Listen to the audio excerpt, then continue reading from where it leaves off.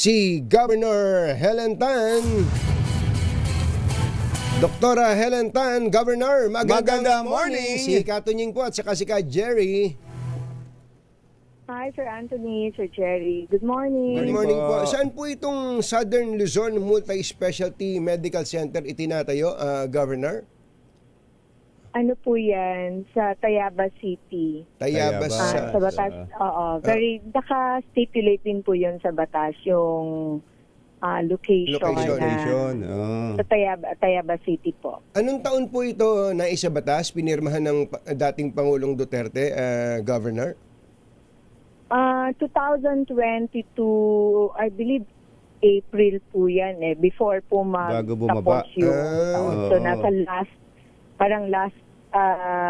Few days. session date na kami before po mag-election ng 2022. So, doon po yun na naging batas. As far as I remember. So ito po, ilang gusali po ito? Normally may wing 1, wing 2, wing 3, mga ganun po yan. Ilang building po Gaano itong ba kalaki yan? ospital na to? Actually, yung conversation ko po sa DOH, so, kasi DOH hospital po ito, no? I-clarify ko lang, hindi po ito Hindi hospital LGU. ng province. Hindi po ito LGU. Teka muna, ba't kayo kinakausap namin National Government Hospital pala to? Oo nga kasi yung napabalita nga po ako yung naka-highlight doon sa picture ba? Apo. And ako naman, thankful na interview ako dahil nga ako ang proponent ng batas. Para So, magkaroon ng ganyang ospital. Ang ganda, multi-specialty, Yes po. para tong Heart center. Ayun, parang heart center. PI. Opo. Maganda pala. Yes po. So yung DOH, nung tinanong ko po si RD, yung RD po ng DOH, ang design po pala nila dyan, 3 building. First building is hospital building, the main building, and then medical arts building, yung building 2, and then the engineering, parang maintenance building, yung building 3. Ang ongoing po, as you mentioned, yung DPWH ang gumagawa po ng hospital building. Okay. And then yung building 2, ang gumagawa po daw ay DOH, medical arts building. Kasi may delineation sila ng fund. No? So, hindi malayo pa yung pondo sa matapos yung kabuuan po ng Magkano po facility. magkano po ba kailangan para po matapos ang ospital na ito? Yung buo. As per information na nakuha ko po sa DOH, kasi sila nga po ang nagdisenyo nito, no? Opo. Ang kailangan po nila doon sa 3 building ay 1.7 plus billion. 1.7 No, billion. so- Okay. Oo. So, yung forecast nila supposed to be na mapopondohan kasi nga hindi nila napondohan yata ng 2022 to 2023 yung hospital dahil merong lumabas sa DPWH. So, hindi naman sabay silang gagawa sa isang building, di ba? So, parang they decided na, okay, isisimula namin yung medical arts building since sinimula ng DPWH yung hospital building, no? So, and then hindi pa po na-implement for both agency yung 2025. As per text sa akin ni RD, nag-fail daw ang bidding nila. So 2 taon pa lang ang napopondohan, 2023 saka 2024? Sa DOH po yata. But nung nanood po ako ng news, they mention, hindi ko alam po talaga yung detalye ng kung kailan napondohan, anong status and percentage, but as per, nagtanong din po ako sa RD ng DP, kasi nga lumabas doon sa balita, hindi pa nila na-implement yung 2025 because I believe of the problem, na-explain ko naman yun sa interview.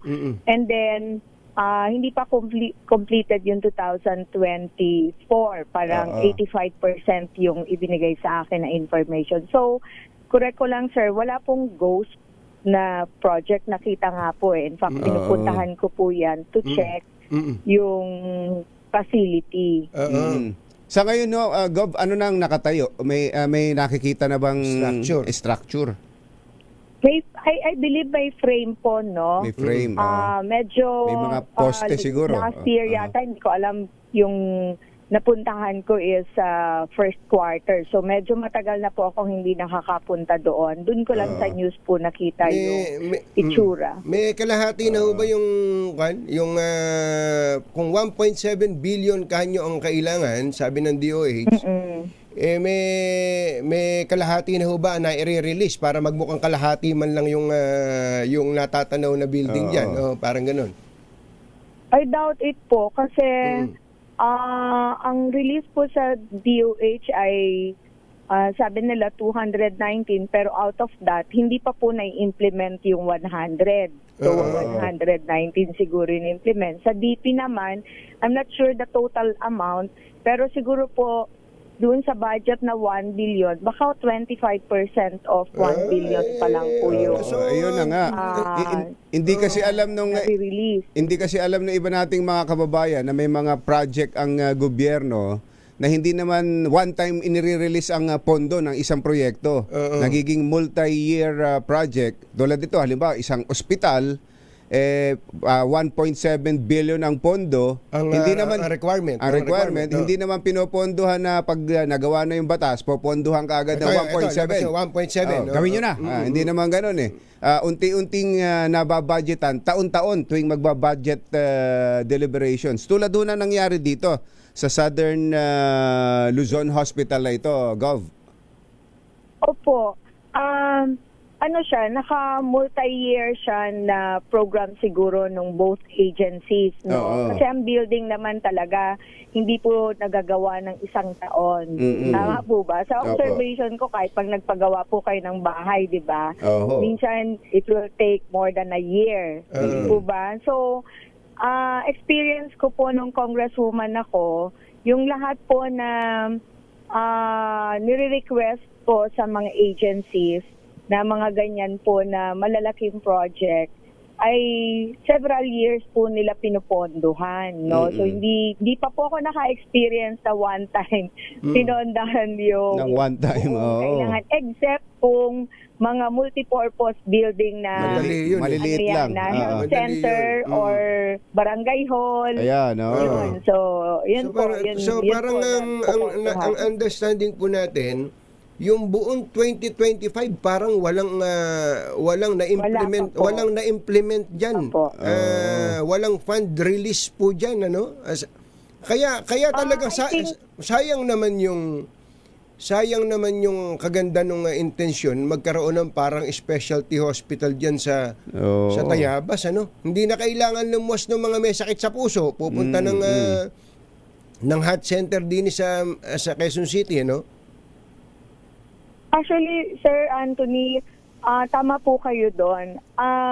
Yun ang intention kasi ang layo po. Ang Quezon po kasi strategic.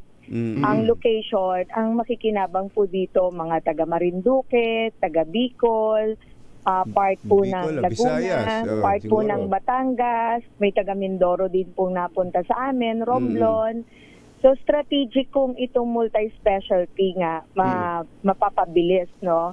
Pero para lang po alam ng public, ako po yung sumulat sa DOH kasi kanila pong hospital yan. Yes. Nakabalinaw po sa batas. Na isama po nila sa flagship program nila. Kasi may tinatawag po sa DOH na flagship project or program, no? Para nga po, focus yung budget pa. So kung sila na lang ang mag-implement lahat-lahat, yung forecast nila na masunod sana, no? Sana. So yun lang, I think that's one of the key to expedite the implementation. Sayang po ito, no? Ulitin lang natin, this is a national government project, DOH project. At kaya lang namin kayo kinakausap dahil kayo yung proponent nito when you were at nasa lugar nila. Congresswoman. Nasa lalawigan ninyo. Na napakaganda naman nung natatawa ko kasi nung nanonood ako ng balita kagabi, sabi ko, nagpapatayo pala ng ospital ang lalawigan ng Quezon. Tapos hindi pala sa inyo to.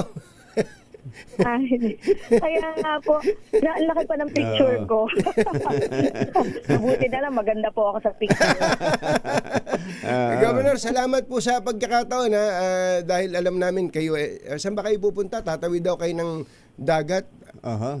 Ang laki kasi ng po ako ng Alabat Island. Alabat Island. Alabat. Opo. Saan kayo sasakay dyan? Sa Atimonan? Opo, sa bangka po. Sa bangka. Po. Atimonan. Ingat kayo. Ingat po kayo. Ingat kayo. Baka sabihin ni Ardi, kahit ilang dagat ay kayang tawirin. Higit pa riyan. Thank you, Doc Helen Tan. Governor, magandang umaga po. Salamat po. Thank you po. Yes, thank you po sa pagkakataon na makapagpaliwanag. Magandang umaga po. Thank you so much. Ingat po yes, tayo. ma'am. Thank you po sa paglilinaw.